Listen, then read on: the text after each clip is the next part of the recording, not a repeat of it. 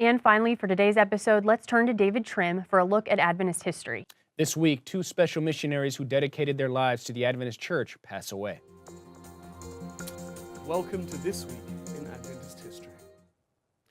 On July 2nd, 1898, Charles Lucas Boyd, evangelist and pioneer missionary, died in Asheville, North Carolina.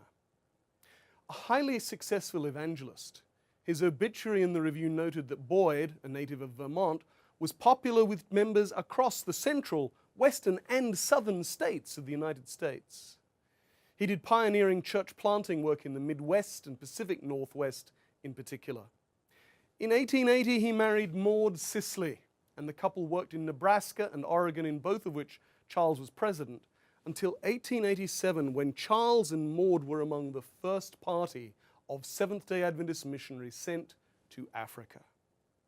They worked in South Africa for 4 years, but Charles increasingly suffered from illness, and they returned to the U.S. in 1891, where Boyd continued in pastoral ministry. At the time of his death, Boyd was conducting an evangelistic campaign in North Carolina, where his exertions weakened him so much that he contracted typhoid fever. His obituary noted he had often expressed a wish, if he was to be laid away, that he might die in the harness. This desire was fully granted, for his very last strength was employed in laying plans for the cause in his field. Charles Boyd died at the age of 55, having given everything to the cause. On July 19, 1963, Harvey A. Morrison died at Tacoma Park, Maryland, aged 83. Harvey and his wife Althea both taught at Union College in the early 1900s. Althea later gained a doctorate. In 1914, Harvey became president of Union, and 3 years later, aged 38, he was ordained.